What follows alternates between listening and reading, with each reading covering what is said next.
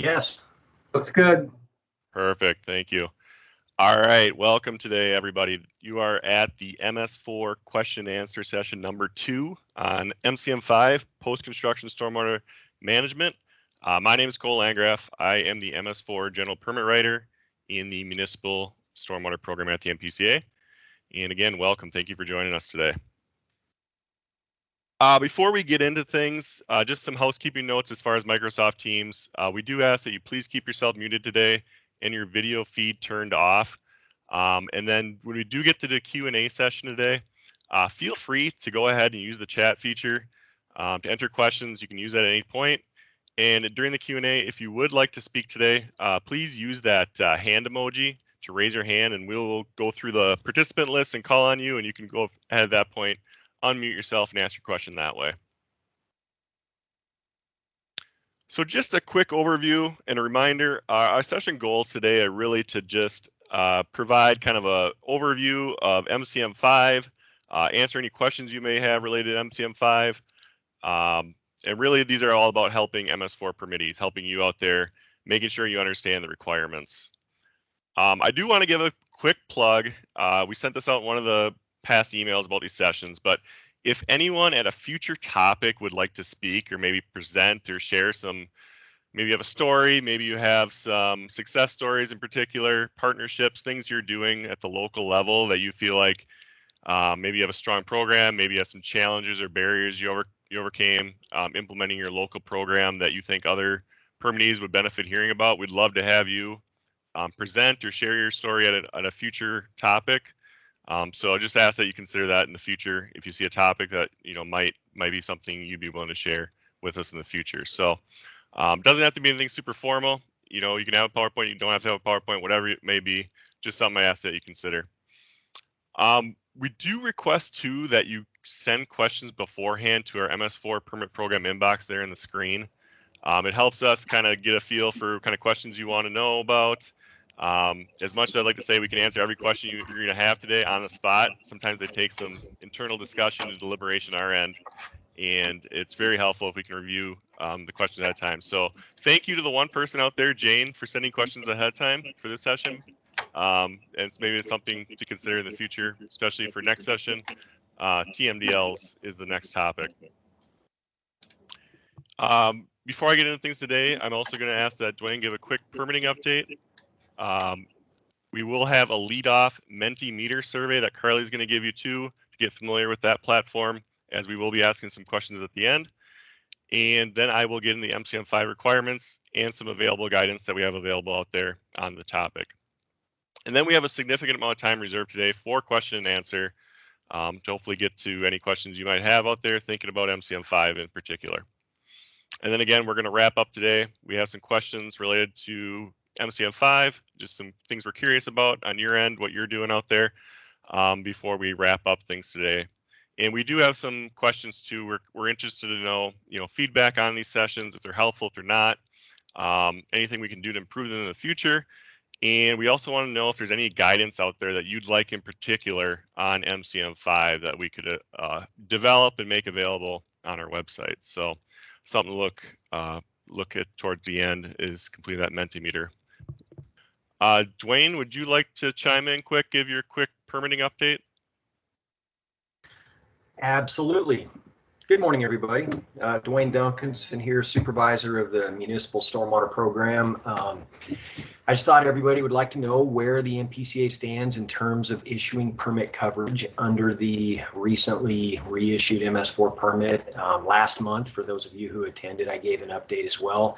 We have made some excellent progress within the last 30 days. And so in short, we have public noticed and 100% of all applications that have come in, that's 247 applicants.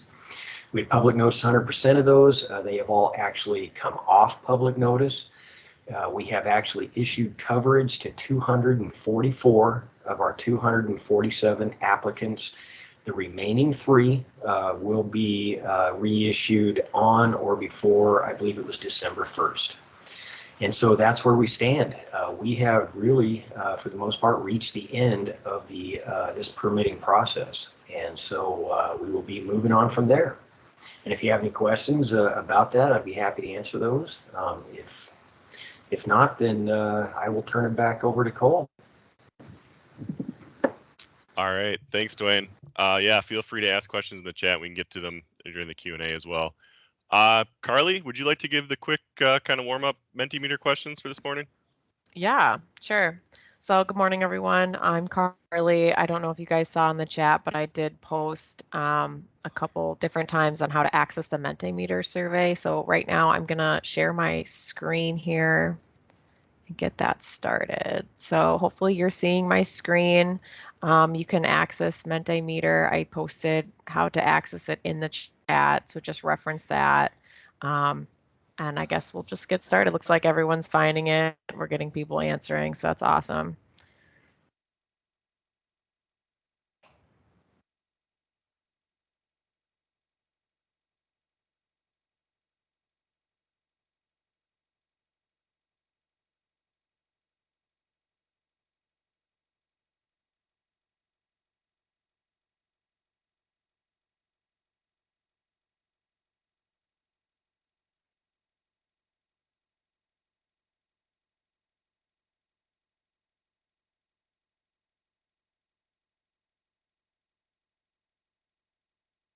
And like Cole mentioned, we will be using Mentimeter throughout today's session, so just keep the window open that you have it in now, and the questions will move along as I proceed with the presentation here. So just a little heads up.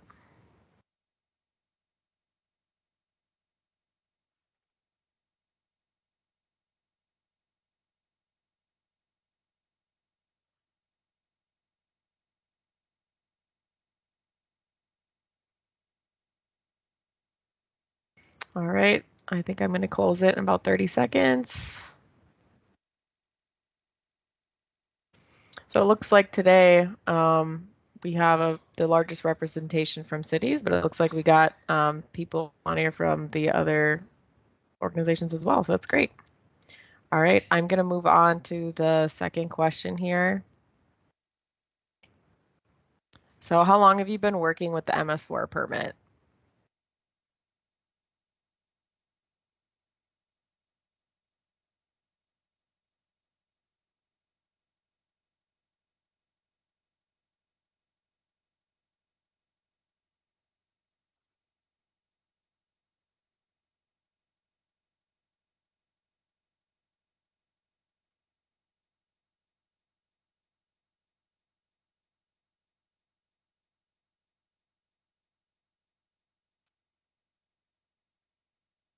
All right, great. I think I'm going to wrap it up here. It looks like we got everybody from every years of working with the MS4 permit, so that's awesome.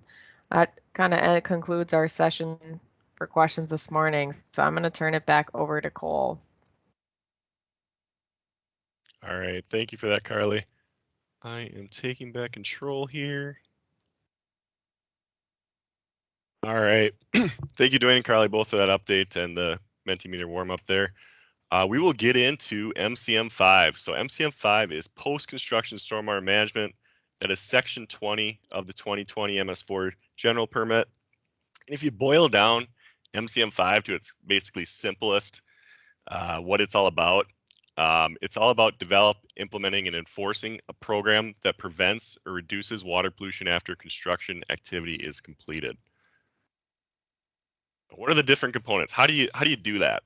What makes up the permit requirements for MCM5? First and foremost, you need to have a regulatory mechanism that establishes your legal basis, your regulatory basis for requiring those long-term BMPs after construction. You need to have a legal mechanism for the long-term maintenance of BMPs that have been implemented in MCM5 requirements, specifically those of your regulatory mechanism that you do not own or operate. You need to keep an inventory of BMPs that include that executed legal mechanism. You also need to have written site plan review procedures. You also need to have staff training, enforcement response procedures for following up when you find non-compliance related to your regulatory mechanisms. Keep documentation, and then also perform an annual assessment of your program. And I will go into each of these in the slides coming up here. So I include a reference in the top right of your screen. So if you do want to follow along in the permit, it is available there for you. First and foremost, like I said, you need to establish that foundation for your program, which we at the PCA believe is your regulatory mechanism.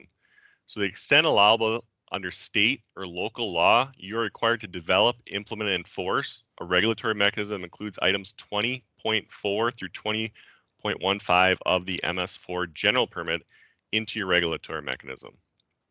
For the purposes of this general permit, the MS4 general permit, a regulatory mechanism may make up a host of different things. Might be contract language, an ordinance, permits, standards, written policies, operational plans, legal agreements, or any other mechanism at the end of the day that you're able to enforce. You need to have that legal authority to enforce it. As long as you're able to enforce it, we would view that as a regulatory mechanism. Your regulatory mechanism also must require the submittal of site plans. You need to require that the owners of construction activity within your jurisdiction submit site plans with post-construction stormwater management BMPs designed with accepted engineering practices for your review and confirmation that the regulatory mechanism requirements have been met before the start of construction activity. In the new 2020 permit, we've also established a threshold for when treatment is required. So we require, as part of your regulatory mechanism, that you require owners of construction activity to treat the water quality volume on any project where the sum of the new and fully reconstructed impervious surface equals 1 or more acres. That's something in the 2013 permit, we really didn't have a clear threshold. In this one, it's all about based on impervious surface. We also have a calculation for construction activity, the water quality volume for construction activity, which excludes linear projects. Here, the water quality volume must be calculated as 1 inch times the sum of the new and the fully reconstructed impervious surface.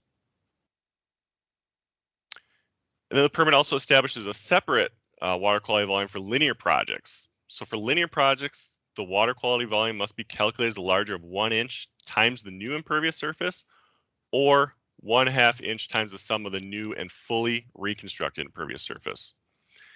In the event you're able to treat the entire water quality volume within your existing right-of-way, you need to attempt to obtain additional right-of-way, easement, or other permission to try and get that full treatment.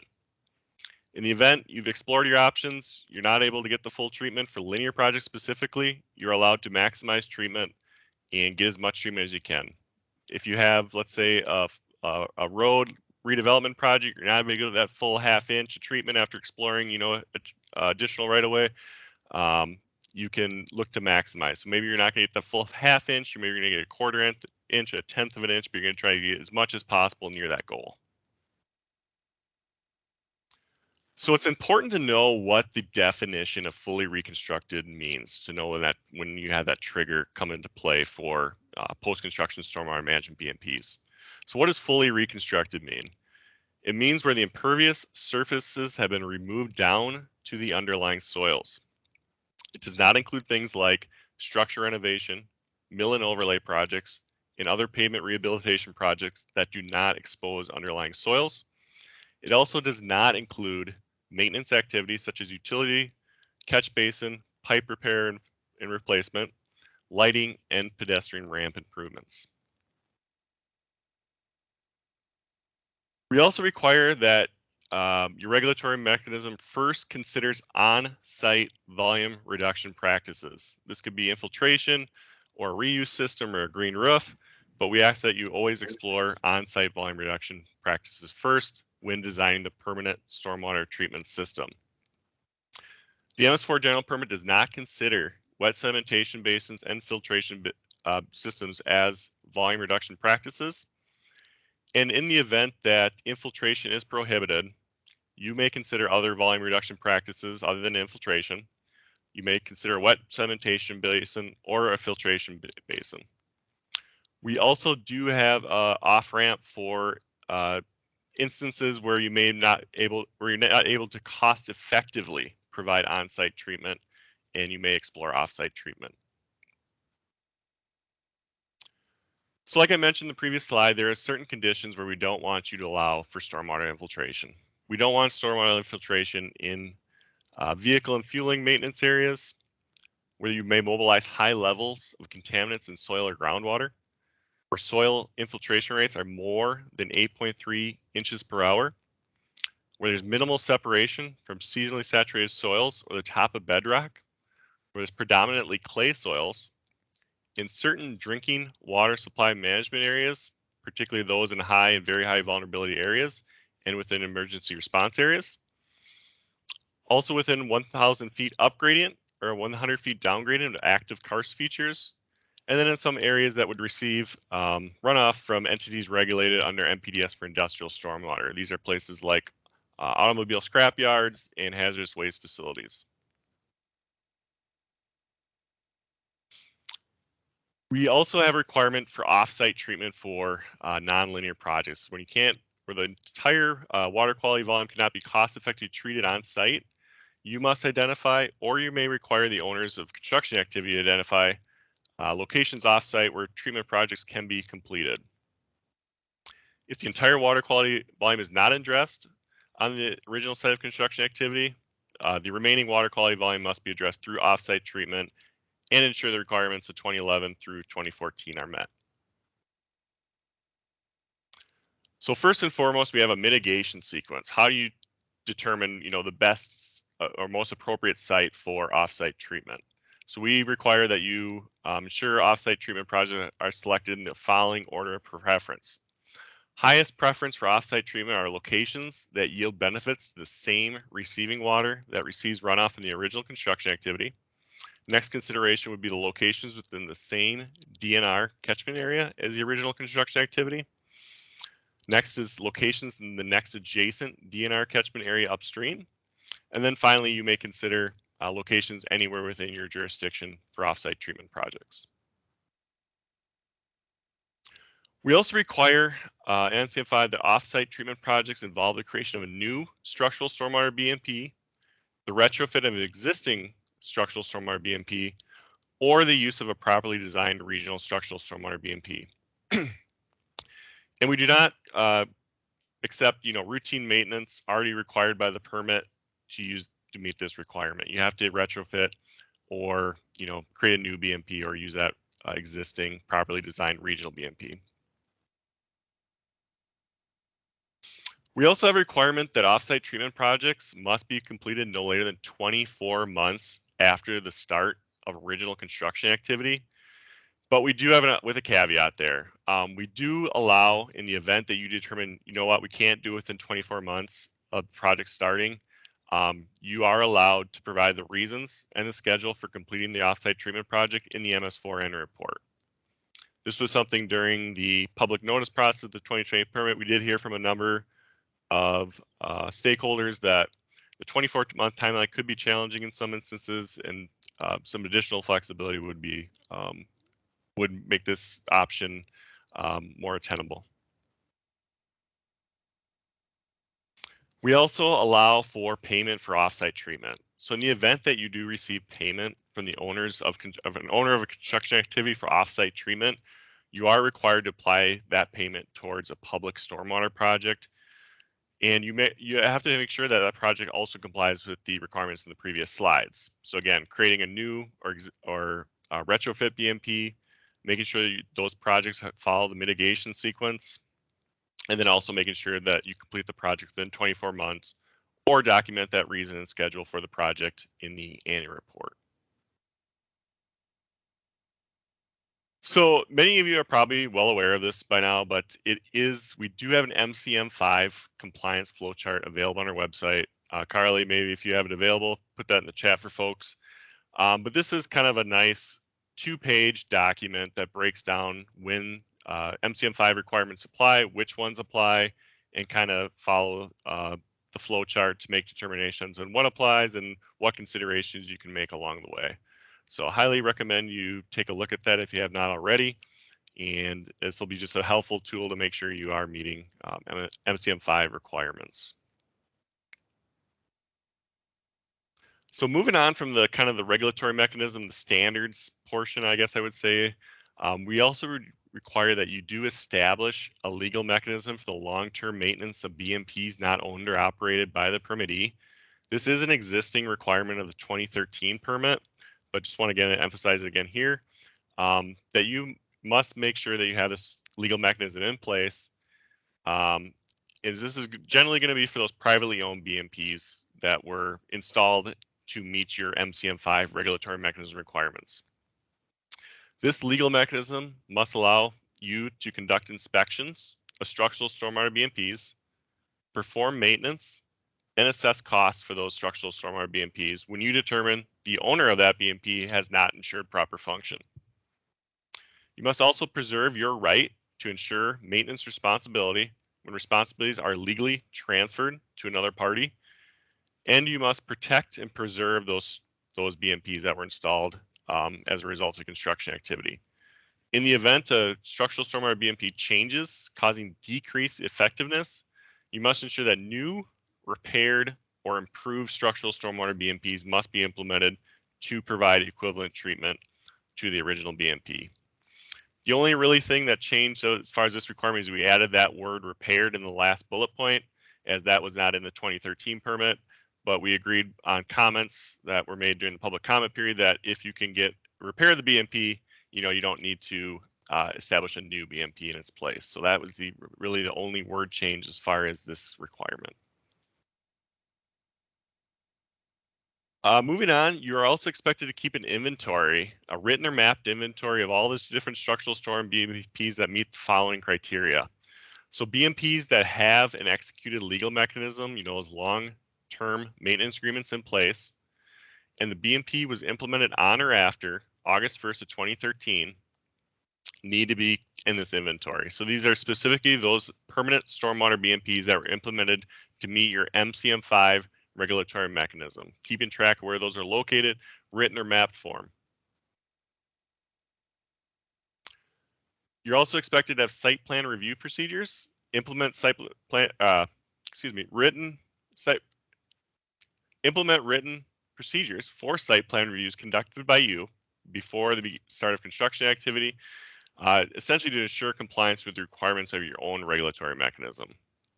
What I'll comment on here is just make sure the procedures are reflective of your program. If that's a flow chart, if that's a decision tree, just make sure it's something that works for your organization. And make sure you're updating them periodically too. If things change over time, which that's kind of the goal with the MS4 permit, is that your program's not going to remain static. You're going to find efficiencies and more effective ways to do things over time. Just make sure you're keeping those procedures up to date. We also expect staff training. You're training individuals, making sure that they receive training commensurate with their responsibilities as they relate to your post-construction stormwater management program. And we identify individuals that are responsible for conducting site plan reviews or enforcement related to MCM5. And anyone that's been trained after that initial training, we do require in the permit that they receive some sort of a refresher training every 3 calendar years following their initial training. Enforcement response procedures. So the permit requires that you maintain written enforcement response procedures to compel compliance with your MCM5 regulatory mechanisms. At a minimum, require that your IRFs must include a description of the enforcement tools available to you and the guidelines for the use of each tool, and also identifying the name or position title of responsible people for conducting enforcement for your organization. And as far as MCM5 enforcement goes, it's probably going to be, what's your process for when you identify a failing permanent BMP for enforcing that long-term legal mechanism, or in the event that you've approved or confirmed a site plan met your regulatory mechanisms, you discover after the fact that that's not what got installed. Something that you identified as the BMP is something changed. It's not as effective as you thought. What's your process for compelling compliance through your regulatory mechanism? Documentation. So documentation, we have documentation components for site plans, trainings, and enforcement conducted. So first and foremost, whenever you conduct a site plan review, we want you to maintain supporting documentation used to determine compliance with MCM5, including any calculations you made for the permanent stormwater treatment system, the water quality volume that we treated through volume reduction practices compared to the total water quality volume required to be treated, documentation associated with any off-site treatment projects that you authorized, including rationale to support the location of the permanent stormwater treatment projects, any payments received and used for a public stormwater project, as well as all legal mechanisms drafted, those long-term maintenance agreements, including dates and the responsible parties involved in those. We also expect that you keep documentation of any trainings that staff attend, including topic matter covered, names of those individuals, their department within your program or within your organization, and the date of any events. And then finally, we also require that you document any sort of enforcement that you conduct related to MCM5, specific to your enforcement response procedures. This is, data discovery of the violations, who's responsible for the violation, any corrective actions or referrals to other organizations, and then also make sure you're keeping documentation or record when violations get resolved. And then finally, for MCM5, we also require that you conduct an annual assessment. So this is something that is a component of every MCM, and it's basically this idea that you are reflecting, you are looking back at your program to make sure you are meeting the permit requirements, and you're looking for avenues or ways that you can improve your program. We also require that, are you achieving those measurable requirements? Measurable requirements are activities that must be documented or tracked as appropriate to the MCM. So MCM5, it's going to be things like, do you have an updated inventory? Are you training the appropriate staff? Do you have the site plan review procedures in place and you're reviewing plans before construction activity begin? Performing inspections, for example, of long-term BMPs. Any enforcement conducted, making sure you're having an intentional opportunity every year to look back at your program and look if you're meeting permit requirements, and are there areas where you might be able to improve or make things more efficient or effective. And then finally, this component is required that you complete this assessment before you submit your annual report, and you also need to document any modifications you make to your program as a result of this assessment. So we do have some guidance available on MCM5. It's primarily available in the Minnesota Stormwater Manual, in the digital document library. Carly, maybe you can put it in the chat, the link. But if you just either go to the homepage of the Minnesota Stormwater Manual or Google MS4 DDL, it should be the first search result that comes up. You can go to that way. And if you go to MCM5, we do have some examples that MS4 permittees have generously shared as examples of different materials such as long-term maintenance agreements, ordinances, documentation, and different site plan review procedures. One thing to note here is this is something we do need to update over time. These materials available on here were originally reviewed under the 2013 MS4 general permit, and this is something we need to populate over time as we discover and permittees allow us to share some of their materials that we may discover over audits that we would like to post here and get up to date and up to speed with the 2020 MS4 general permit. A lot of the materials are still relevant for the 2020 MS4 general permit, but if you're confused or you want to double check, I highly recommend comparing any document you take from this site against the 2020 permit requirements. And also, if you're concerned, feel free to reach out to any of your assigned MS4 staff person, and they can definitely help you out and work with you to determine if that example document or material is sufficient under the 2020 MS4 general permit. So that is all I have. We can open it up for questions at this point.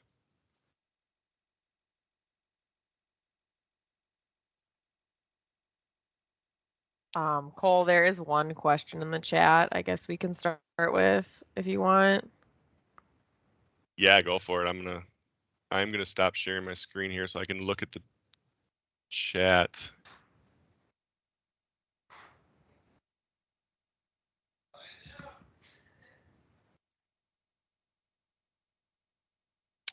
All right, let's see. Okay, so Greg Kimman, you had a question. Is there a definition for cost effectively treat? And the answer is no. That cost effective we did not define. We wanted to give permitting some flexibility as far as determining that. It's probably going to mean different things to different permittees. A watershed district in the metro area, for example, it might mean one thing where it might mean to another permittee something a little different. You have some ability to determine that. If you make a cost-effective determination, we want you to maintain documentation and why you made that decision you did. But this is a general permit, and we wanted to give, at least for this permit cycle, you know, a great deal of flexibility for permittees to make that determination.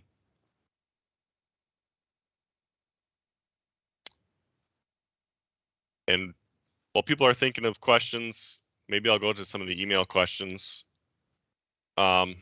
Someone has their hand up, Cole. Okay. We'll Cole go to that, and then Johnson. we'll go to. Go ahead, Cole. Hey, Cole. So I just wanted to ask. It's kind of a broad question. Is there any kind of water quality, like? So in the specific instance that I'm thinking of, we have 2 college campuses here. So this all kind of relates to common plan of development and water quality volume treatment requirements. So like, for instance, St. Olaf, it's been around since long before Clean Water Act came into play, have, an extremely large amount of impervious surface that was,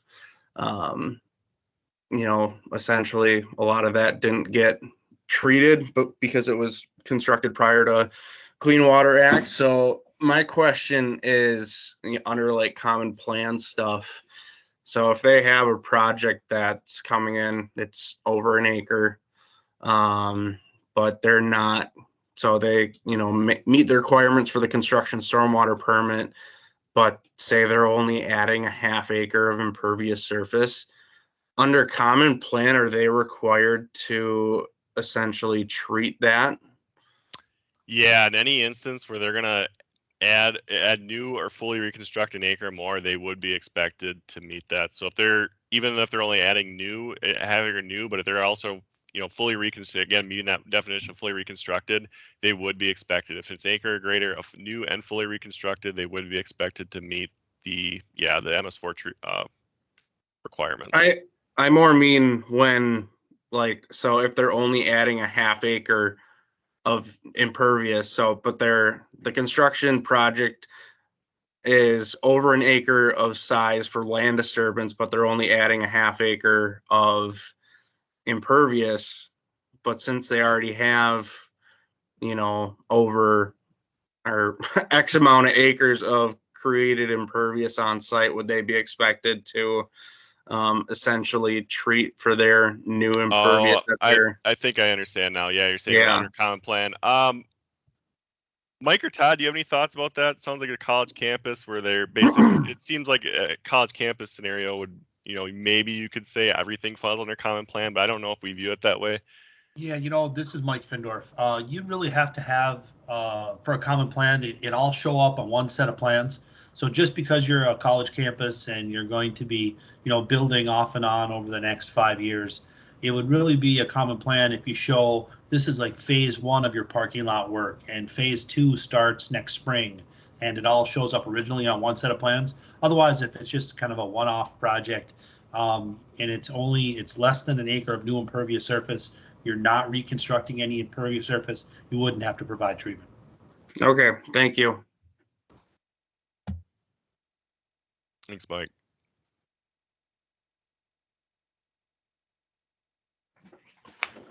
let's see. Another question in the chat. Noah Check asked, does the MPC have any additional guidance for fully reconstructed definition? Specifically, what constitutes exposing the underlying soils beneath the structure pavement? Past webinars showed some visual examples. Are those on the stormwater manual site? Todd, do you by chance have a diagram available of fully reconstructed? Yeah, I do. I could pop that up here, I think. Yeah, maybe if you have it available, you could share it. And I think we have like a really good example. Yeah, nothing has changed on this. I know we offered guidance in the past, so we're still going with that. Let's see here. Is this working? Yep, we can see it, Todd. Yeah, this was the graphic we had used in the past to try and describe this, and this is for a road project. So, I mean, this is your typical road. You've got some base and sub-base. There might be 2 or 3 layers of that or more with concrete on the top, and then you have the native underlying soils underneath. And that is the line that we're looking at. If you're exposing those underlying soils. So if you want to rehabilitate the pavement, and if you want to do some rehabilitation to the base, you can do that, and it's not considered construction activity. It's when you expose those underlying soils. I think this is pretty clear for your typical highway reconstruction. It does get a little bit more foggy if the road's being raised or lowered, you know, by 10 feet or something. I guess one could claim that you're not disturbing the underlying soils if you're just adding more to it. But for those major type projects where it's a whole new profile of the road, we would be expecting you to consider that fully reconstructed. The other example that has come up over the years is, it doesn't have to be a road project. Think of a commercial building, a large slab on grade sort of project, where you just have a huge concrete slab and it's right on the underlying soils. There's a building on top of it. If the proposal was to come in and tear that building down and rebuild a commercial building and not tear up the concrete base, we again would consider that not fully reconstructed, since you're not exposing those soils. So I think those are the main examples I can think of. I don't know if anybody has any other specific questions in regards to a specific project. Thanks for And that, I'm Todd. sure there's also some situations out there I'm sure that we've never heard of, and we always recommend or have available to you to give us a call and we can talk through it and see if we can figure out what makes sense. Yeah, and this diagram is available in the response to comments to the 2020 MS4 general permit, which is available through our PCA MS4 website. If you go to the 2020 permit page, you scroll down, there should be a response to comments document there, and you can find this diagram of the linear redevelopment. Let's go to an email question quick. So Jane Byron, City Rosemount, asked a question regarding if there is an existing regional treatment facility that already includes the requisite infiltration capacity and the project drains to it, are we covered? Our requirements are more stringent and require a greater infiltration volume than those listed in the 2020 MS4 permit, so we often have the requisite treatment capacity prior to road construction and other projects. There doesn't seem to be an off-ramp in the flowchart for the situation where you're already providing an equal or greater level of treatment prior to construction of the project. So this question, it really depends. The permit requires that you always explore on-site treatment, on-site volume reduction practices as the first consideration. You know, the goal is to try and mimic natural hydrology. And due to infiltration prohibitions, or maybe you make a cost effectiveness determination, you may determine that the existing regional treatment facility is appropriate.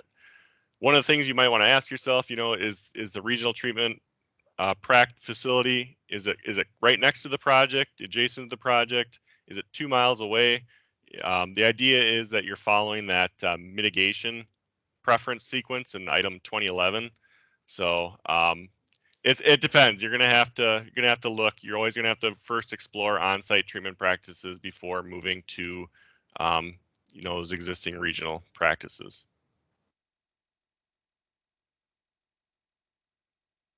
We'll go to another chat question. John Anderson asked if we have a business park constructed in 2005, streets and utilities, but not individual sites, and the stormwater system had a regional pond to constructed to serve the entire development based on requirements of the time, how would individual site build out be looked at now since treatment requirements have changed since 2005? Yeah, that's similar to the previous question, in that you're always expected to first explore on-site volume reduction practices. Even if you do have an existing practice, we ask that you still first consider on-site volume reduction practices before moving to a non-volume reduction practice or regional treatment systems. So the idea is maybe you only get part of your water quality volume through that device, but before using that existing regional treatment practice, but you're always trying to at least explore that option first before assuming going to or utilizing that existing regional treatment practice. Megan Litzy asked, can you provide some examples of training that would meet the requirement of 2018? For that one, that's probably going to be your typical U of M training for, the one for site plan reviews.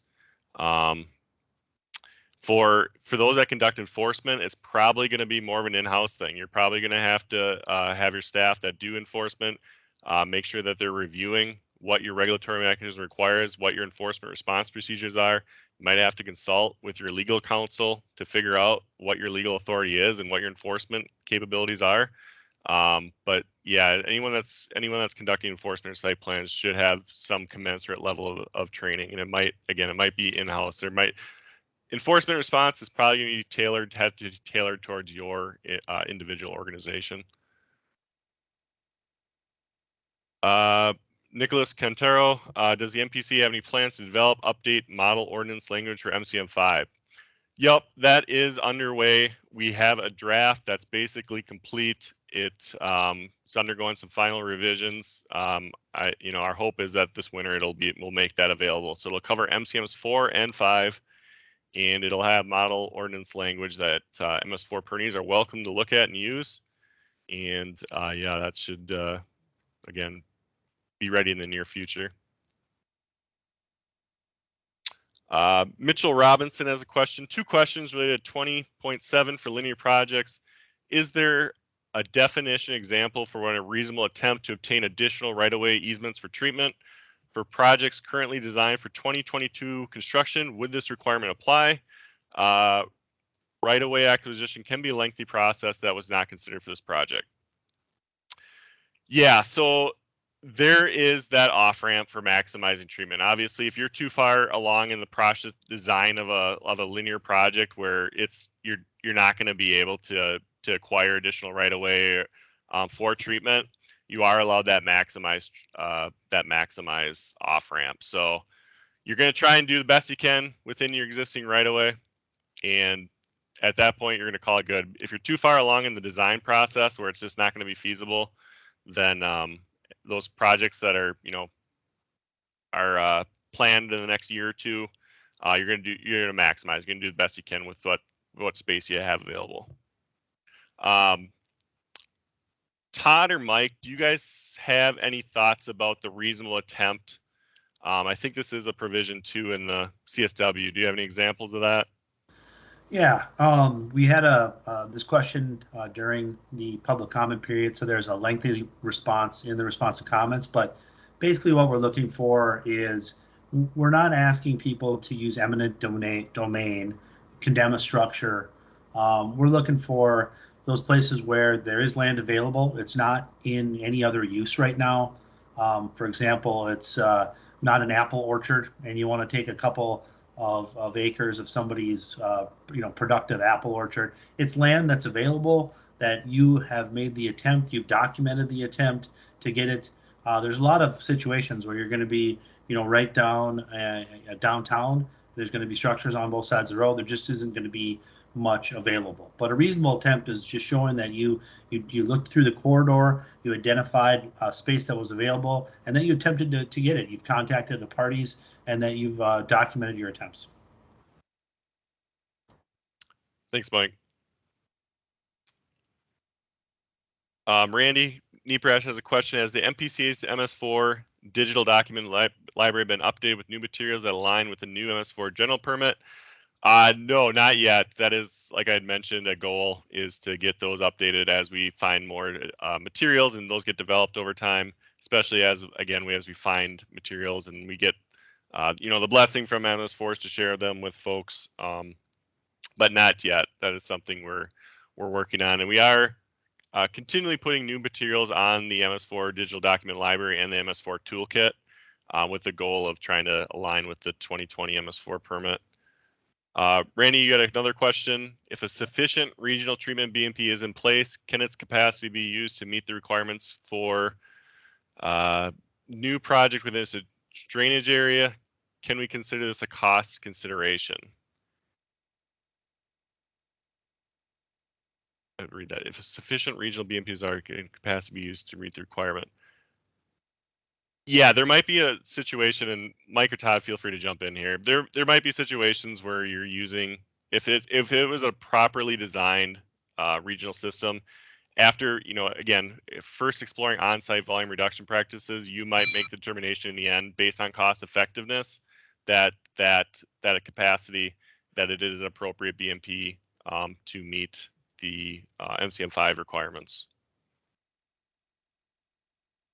Cole, this is Todd here. I think that's a pretty good answer.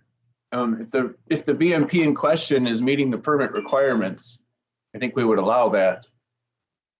I guess the common situation or problem I see people run into is when infiltration is appropriate on the site and it is an option for you, but there's a regional wet sedimentation basin next door. In those situations, we'd want you to explore volume reduction on site, since that pond itself is not meeting the permit requirements. If your site was all high groundwater and there was no option to do infiltration on the site, then the pond does meet the permit requirements, so you'd be able to use that. Thanks, Todd. Nicholas Cantaro has another question. I've received questions about standalone trail projects, not part of a street project, that would trigger the 1 acre impervious threshold. Previously, some cities and watersheds had blanket exemptions for trails in their ordinance code. I saw a comment during the draft permit that these projects would require treatment, but there is flexibility there. Can you speak more on this? Yeah, so again, our threshold is at 1 acre or more of new and fully impervious surface, and it sounds like that would trigger it.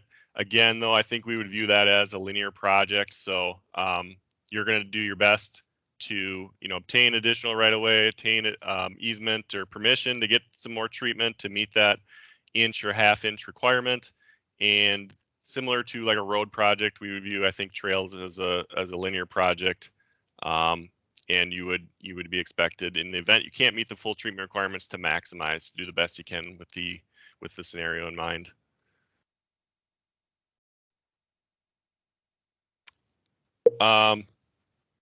Did you have anything, Todd? Sorry, I heard something go off. Well, maybe I'll add a little something. We've worked with these trail projects quite a bit over the years. We have gotten creative with how we require treatment on those by focusing on parking areas, by focusing on areas where the stream or the path is crossing a stream or is it adjacent to wetlands. But otherwise, yeah, trails going through a forested area, it's not a huge water quality concern. We understand that.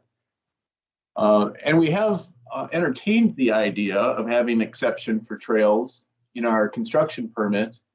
I'm sure we'll discuss that again in this round. So we have had some flexibility on these projects, and it's like Cole said, you are required to maximize. So there's that flexibility built in. If you've got one of these projects, and it does get tricky when it's a really long trail because that impervious surface will add up as you go along. I guess I would recommend to the consultants and the cities, you can always give us a call and we can try and show you some of the things that we've done in the past.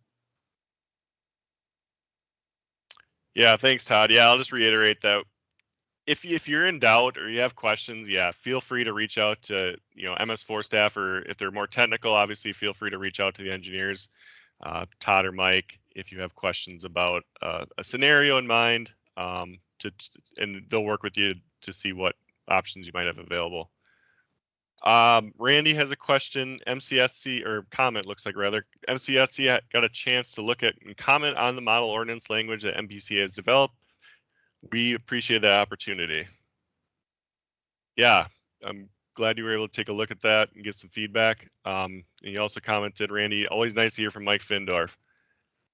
Agreed. Thanks,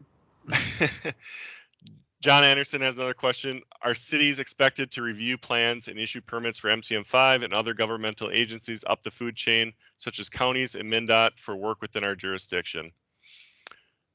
Dwayne, do you want to comment on that? Yeah, I can take. Yeah, this is Dwayne, supervisor of the MS4 program. So, we've actually had that question before, and the answer to this depends on two things. Number one, you have to consider where the latest decennial census urbanized area is, because counties and MnDOT are only regulated in the urbanized area as defined by the census. So if we are talking about a city in rural Minnesota somewhere where there is no urbanized area, and one of these road authorities traverses through your city, that means that the road authority is not regulated under the MS4 permit there. And so the expectation is, and the permit says it, is that to the extent allowable under local law, the city must provide regulatory oversight of all construction projects of over an acre. And so that is the expectation. Now it's going to come down to, probably some discussions between the road authority and the city. And at this point in time, we are going to allow those conversations to happen. If the city ultimately determines that they don't have the legal authority to regulate, say, a MnDOT or a county within their jurisdiction, then that needs to be documented. You need to be able to demonstrate that that has been the determination, the legal determination at the local level. And we're probably going to recognize that.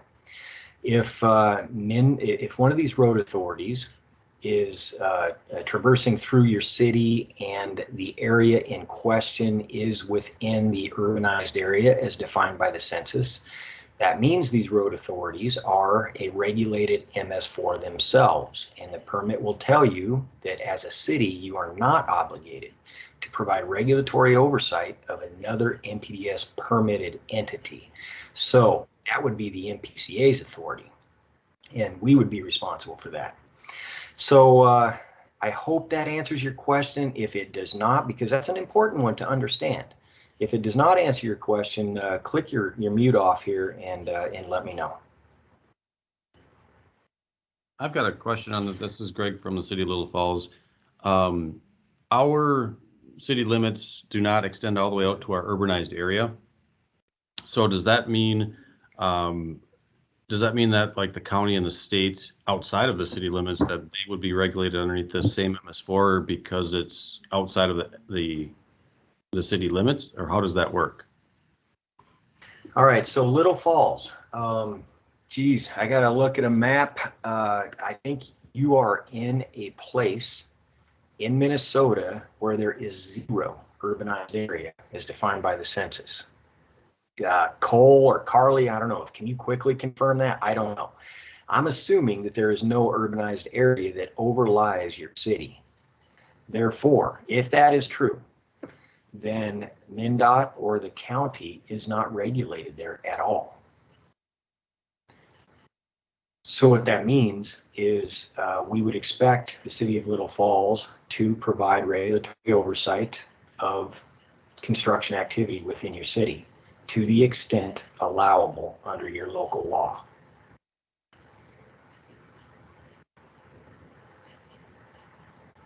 Did that answer your question? Not really. I know we do have an urbanized area based on the census data because we've looked at it. Okay.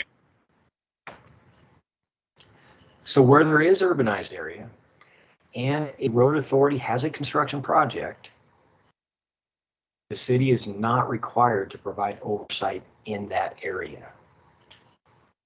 But once the road project leaves the urbanized area, the expectation is that you do to the extent allowable. Okay, thank you. I'm looking at the MS4 mapping tool, and that's got the 2010 urbanized areas based on the U.S. Census, and I don't see any urbanized area in Little Falls.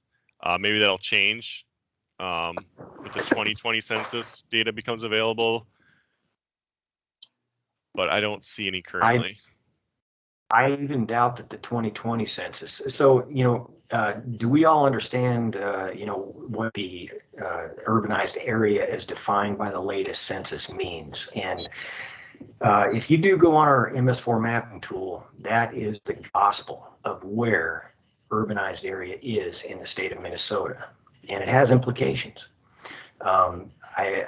I think that some definitions of urbanized area vary out there by, there's a lot of folks that perceive it to be different than what it really is. But that's how we identify who's regulated and who isn't. We completely rely and depend on the maps given to us by the U.S. Census Bureau to determine where the technical urbanized area is. And I think Cole is correct that the last I looked, and based on the location of Little Falls, there is no urbanized area out there as defined by the census. So, Greg, does that make any sense to you? It does. I'll have to look to see at where our urbanized, because we looked at a map before that had it. So I'll look at this in the future to see where our urbanized area is and is not. So thank you. Yeah, and if there's confusion on that, give us a call. We'll look at it together and we'll figure it out. Dwayne, this is Randy.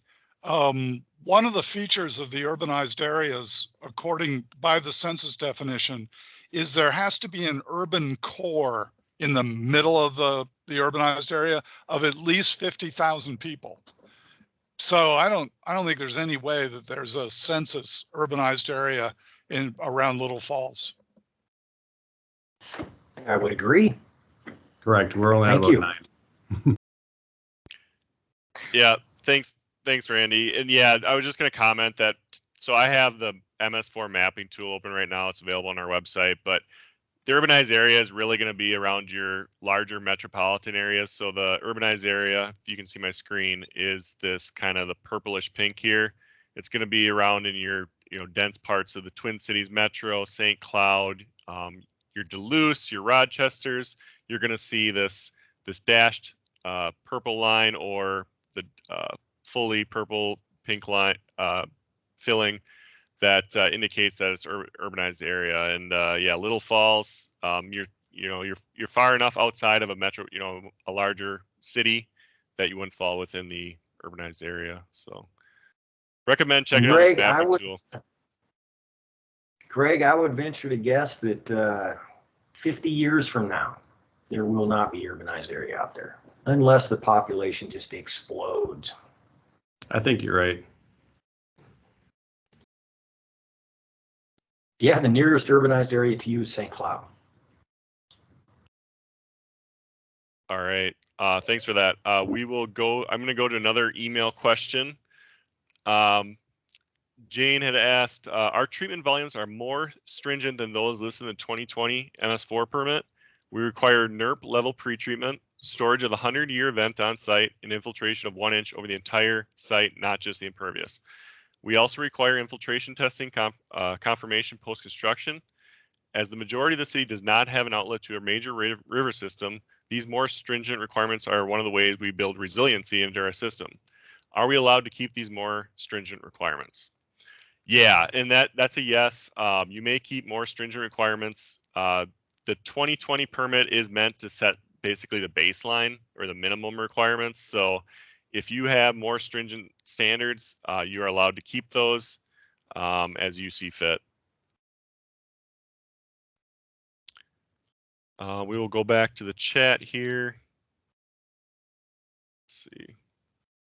So Greg Kimman had a question: with the MPDS permit listing both owner, MS4, and contractor in the permit, does the MPCA view the MS4 entity as a partner in permitting or permittee pertaining to violations? That seems like it might be a little bit more. So it sounds like if you're the owner of a project, yeah, you would both be viewed as, you know, I guess in the event of a violation, if there's a CSW violation, I think we owners and contractors are both viewed as responsible parties. In the event of an MS4 permit violation, it would always be between the MPCA and the MS4 permit holder. Brian, if you're on the call, you might, if you want to say anything about as far as CSW side of things for projects about owner operator, feel free to chime in. Yeah, I can add to this because we have this discussion a lot in audits when we are dealing with MS4 owned projects, and the MS4 basically plays both parties. You have an obligation to meet the construction stormwater requirements because you're the owner of the project, but you also have an obligation as an MS4 to implement your own regulations and make sure that those are being followed as well. And so in essence, you're regulating yourself and the contractor that you're working with. So yet you have two obligations there. You have one as the permittee of the permit, or the owner of the permit, and then you also have your obligations under the MS4 permit to make sure that everything is being met at your local level. The challenges that we run into, this is Greg, being a municipality, you have the lowest responsible bidder, so you don't always get to choose the best contractor for the project. You get what's dealt to you. You know, as you're aware, the MS4 and the NPDS has timelines in terms of erosion control and whatnot. And with contracts being performance-based, you really don't have the luxury to be able to direct their work either. And so it's a challenge when you tell them, put in the protection on there, and they continue not to. Are you still on the hook for a violation, even though you repeatedly told them to do something if a violation comes down from the MPCA? Yes, and when we talk with folks, and this isn't specific to you know, an MS4 owned project, this is what we tell every owner of a project. If your contractor doesn't do the work, you still have an obligation to make sure that the permit is being met, whether that means finding them, making them do it, hiring somebody else, doing it yourself. You have to still meet the permit requirements. So that's not MS4 specific. We tell every owner that.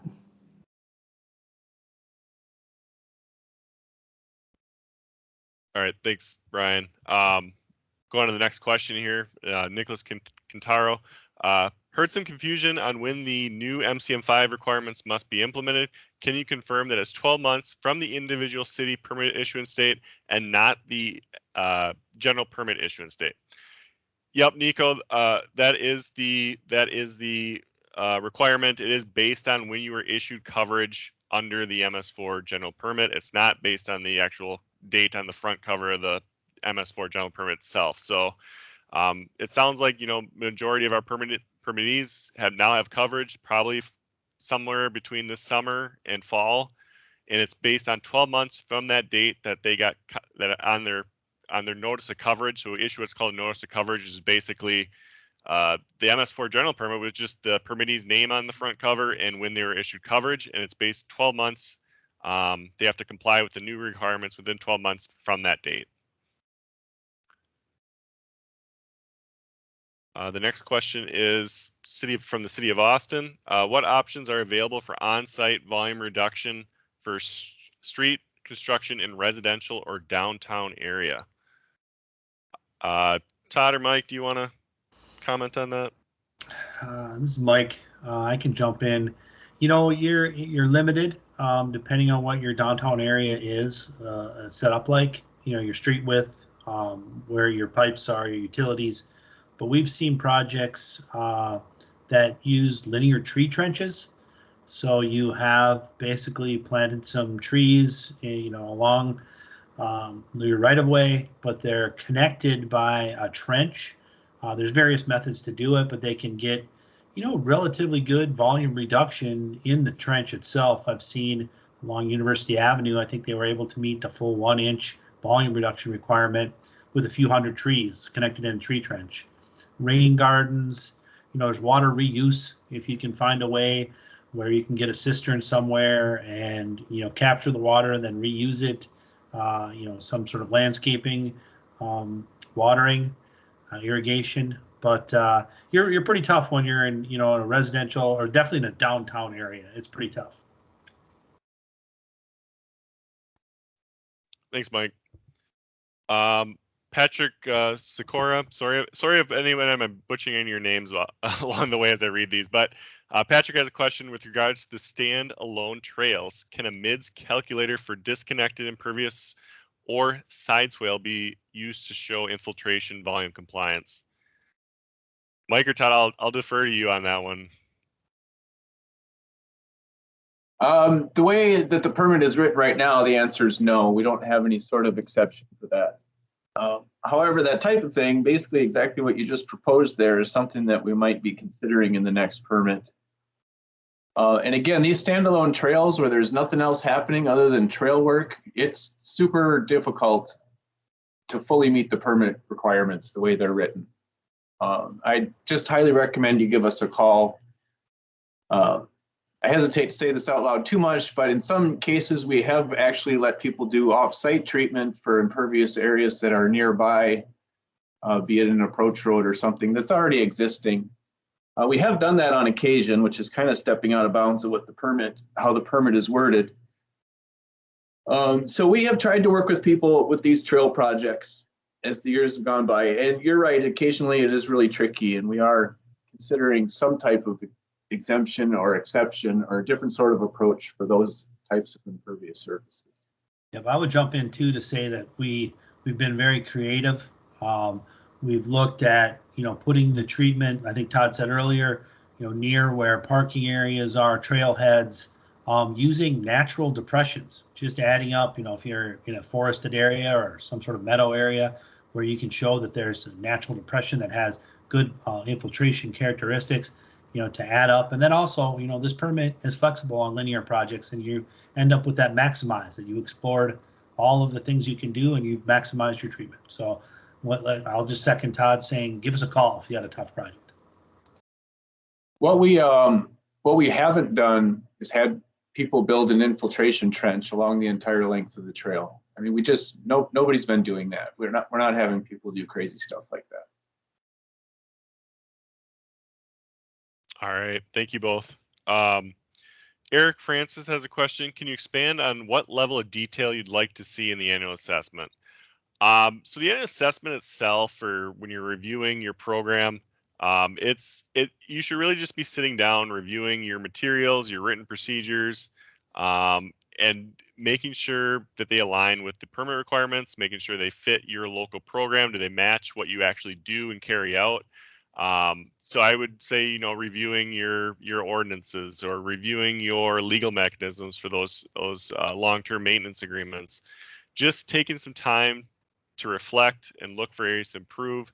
As far as documentation for the annual assessment, if you decide you need, as a result of your annual assessment, need to make a change, let's say you're going to, wow, we're really missing out. We don't quite meet the standard for linear projects for the water quality treatment volume. That's something we want you to document as part of your annual assessment. We're in the process and we're exploring updating our ordinance, or you make a change to your written procedures for site plan reviews. You find out, well, that's not really match up with what we actually do now. When we originally came up with these written procedures, we did it that way, but now 2 years later, or a year later, we've changed how we do things. Take some time to document what kind of changes you're going to make and any modifications you make to your program. If you don't make changes, there's really nothing to document. We're all about, when you make changes, that's what you need to keep record of. Let's see. Randy had a comment. In order for urbanized area to be defined, there has to be an urban core of at least 50,000 people. Okay. Yeah, we covered that earlier.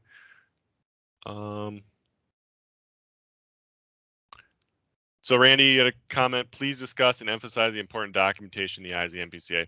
Yeah. So documentation, as much as I'm sure folks listening, hate to have to do it, we do have to have, a level of accountability implementing this permit. So we need to see certain things to verify, as part of an audit, for example, to see that you're doing what the permit requires. So there might be some things, again, where you might not see a lot of value in it, but we need to make sure we're, implementing as the permitting authority, keeping you accountable for different permit requirements. We do think there is value in documentation for yourself as well. In the event, let's say, of an enforcement action where you need to elevate, where you've had repeated non-compliance, maybe an ongoing illicit discharge, or you're really having a tough time with a contractor getting compliance with your ordinance. That's really going to aid you to be able to provide that documentation, because in the event you need to go to court or defend yourself about why you're doing what you chose, the enforcement tool that you did, you have that record, you have that documentation to show here's the things we tried, here's what we did, and this is why we went the route we did. So we think that's kind of invaluable as far as, especially related to enforcement. And I guess I will throw this in there too. The EPA is starting to ask for more and more information. Starting in 2025, they are going to be collecting. They have an e-reporting rule, and they want to collect information from permitting authorities related to information submitted through the annual report. So they are interested in our permit requirements and what permittees themselves are reporting on, and so there is a level two that kind of our regulators are also asking for more information too. So we have a couple more. That's kind of the end of the chat questions right now. We have a couple more from email. Jane had asked, do we have to adopt the same thresholds for a permit requiring post-construction stormwater management if our existing regulations result in an equal or greater level of treatment? For example, some communities may require installation of stormwater treatment for any development or project requiring a new plat. That may miss some projects where there is an acre or more of fully reconstructed impervious, but generally include projects that are smaller in size.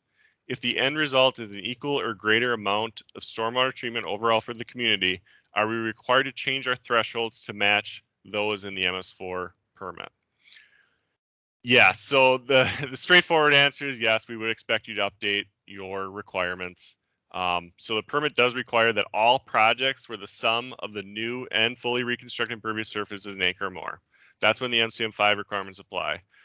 So in this scenario, even though you might you might be going above and beyond in some instances, we would still expect that you would change your threshold to match or exceed that 1+ acre threshold of new or fully reconstructed impervious surface. And then we had one more email question from Jane. What about projects where an acre or more of impervious surface is being fully reconstructed, but the project is reducing impervious surface and there is already an existing BMP providing treatment equal to an acre or greater than 1 inch over the impervious surface? Do those projects still have to install additional treatment? And you noted that you have run into the scenario. Yeah, so the permit does again require on-site volume reduction practices as the first consideration. So in this example, if the existing treatment practice is a pond, for example, the permit would require that you first consider again on-site volume reduction practices before considering other options, including non-volume reduction practices like a pond. So you would still need to explore that as an option. But again, in the end, you might make a determination that the existing BMP is appropriate. Maybe it's based on infiltration prohibitions, or it's based on a cost effectiveness consideration determination. But again, we do ask that you always first explore on-site volume reduction practices first.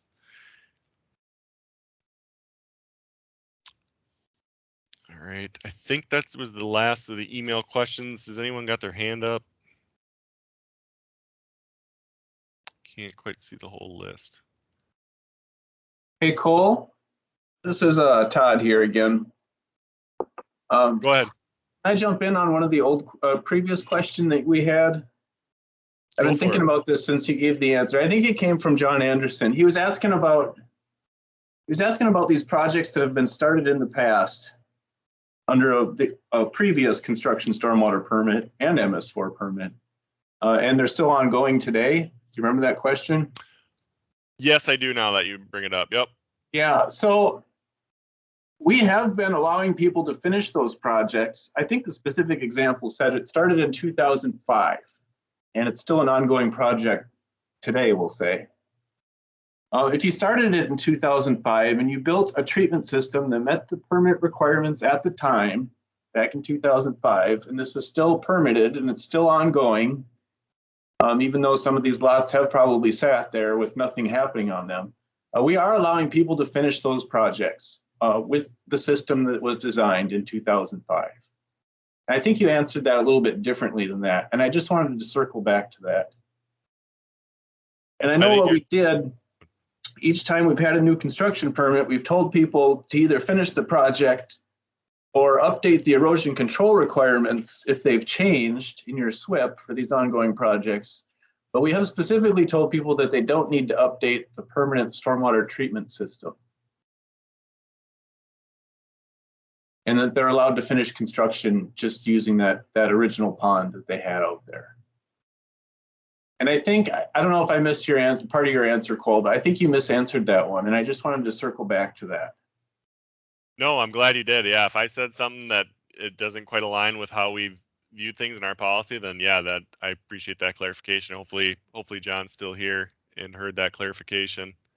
Yeah, we were pretty specific about that in the construction stormwater world. I don't think that goes crossways with the MS4 world. I don't think.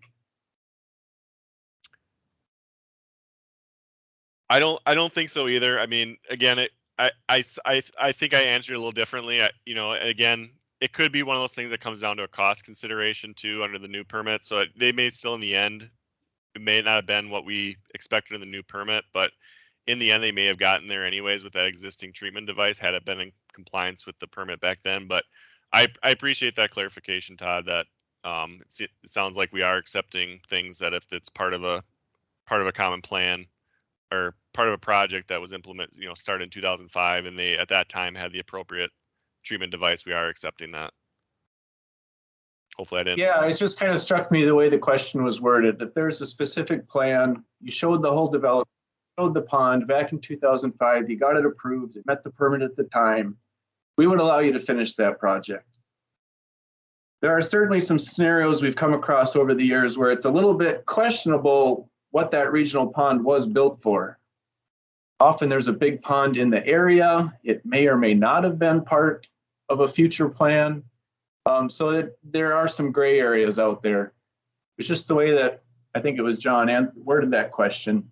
If it was all one common plan at the beginning and it was all on one sheet of paper, we would allow you to finish that project without making any changes. Okay. Thanks again, Todd, for clarifying that. And this is Brian Green.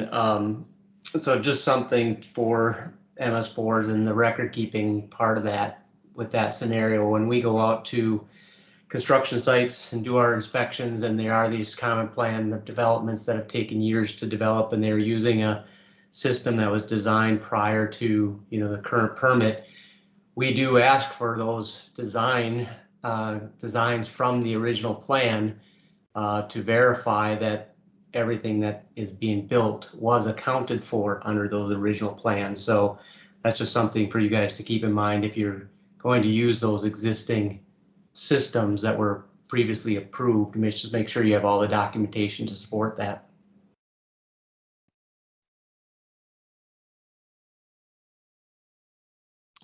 Thanks, Brian. Does anyone else? I'm not seeing hands anyways. Carly, do you want to maybe go ahead and, while we still have most people here, kind of our final Mentimeter and gather feedback from today? Yeah, I can do that. So I did just repost the link to the Mentimeter survey in the chat, and then I will start presenting my screen here in a second. All right, so hopefully everybody can see my screen here. So I'm going to move on to the next question. So what is the status of your post-construction stormwater management regulatory mechanism to meet the 2020 MS4 permit requirements? Give everyone probably a minute or so to answer. Obviously, there's no right or wrong answer here. We're just trying to gauge where folks are at in this process.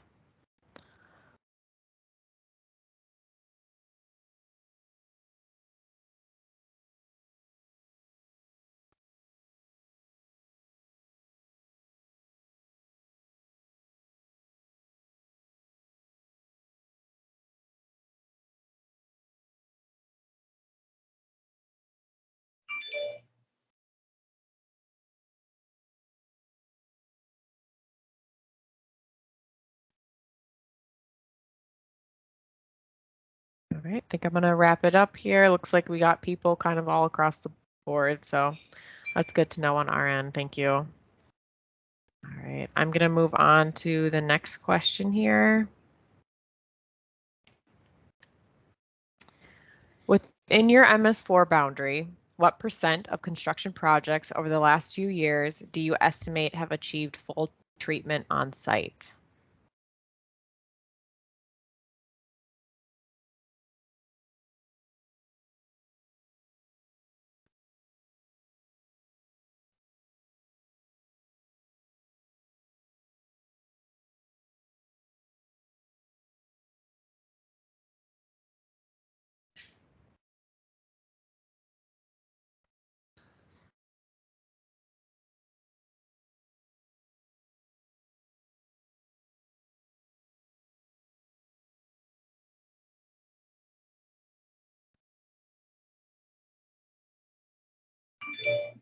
All right. Probably 30 more seconds. If you're answering, go for it.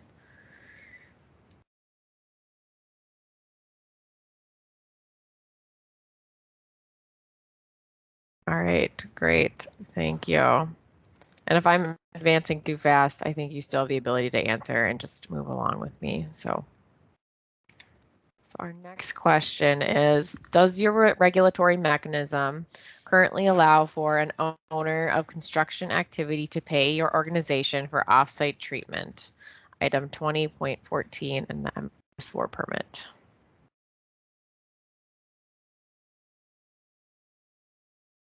And again, these questions are just kind of to gauge where everybody's at. There's no right or wrong answer, and this is all anonymous. So this just gives us an idea going forward.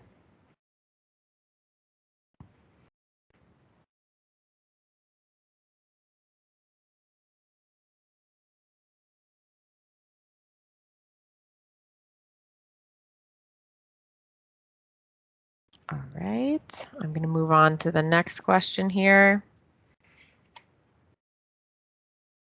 Considering the infiltration prohibitions, what is the estimated percentage of your MS4 jurisdiction that is suitable for stormwater infiltration?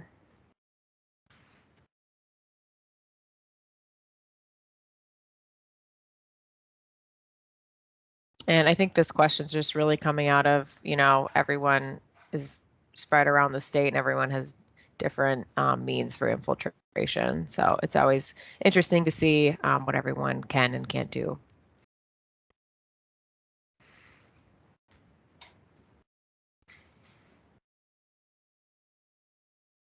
All right, great. I'm going to move on to the next question. I promise we should be almost done here. So this is going to be an open-ended question. What guidance or materials would you suggest be developed and made available by the MPCA related to today's topic? And if there's not enough space for you to elaborate in the text box that you have on your screen, feel free to send an email to the MS4 permit program inbox, and we can definitely look at that and see what we can create that would help you guys out.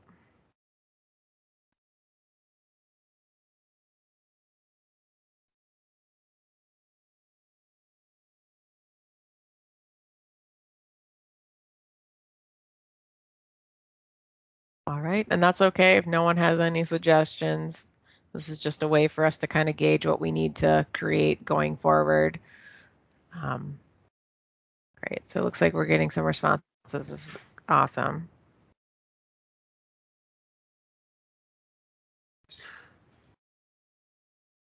All right, I think I'm gonna wrap it up here in about 30 seconds.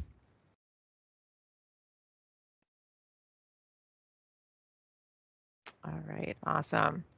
All right, you can continue to submit those if you want. Otherwise, I'm going to move on to the next question here. How helpful was the information provided in this outreach session?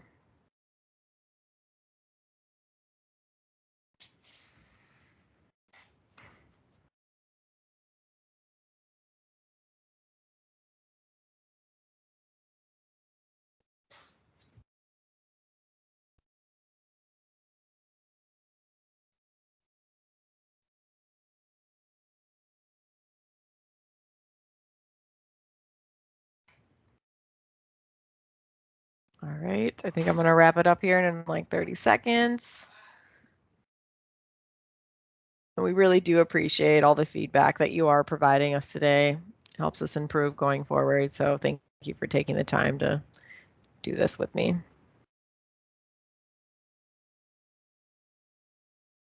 All right, next question. I think we're almost done here. So this last one is an open-ended question. How can the MPCA improve future outreach sessions? So if you have any suggestions, feel free to put those in there for us.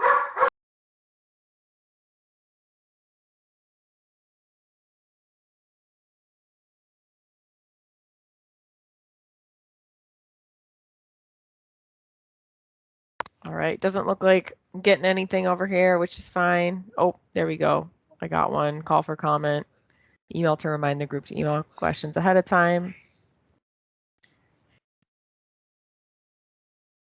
Everything went well, thanks. Thank you, that's great to hear. We definitely took into your consideration some of the comments we got from the first outreach, and we were hoping everything was going to go as planned, so.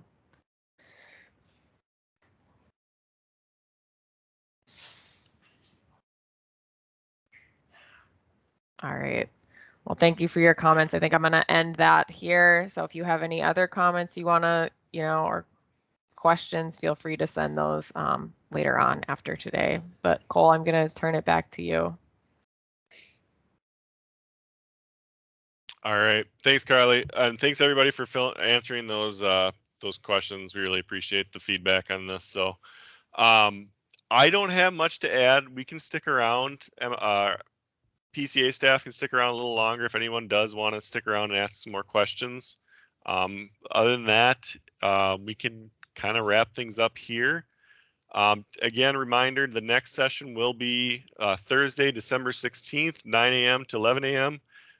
Anna Bush will be presenting on that, and I know she would appreciate, and I think we'll do that. I think we'll make a call to action to remind folks to, submit questions ahead of time, because TMDLs can be tricky. So we would definitely appreciate anything if you know going into next month's session. Appreciate those up front. So again, we'll stick around for a little bit, but again, thank you everybody for attending today, and hopefully we'll see you next month. Let's give it until 10:35, Cole, and then we'll wrap it up unless we have a bunch of questions going on. All right, sounds good. I'll stick around till then.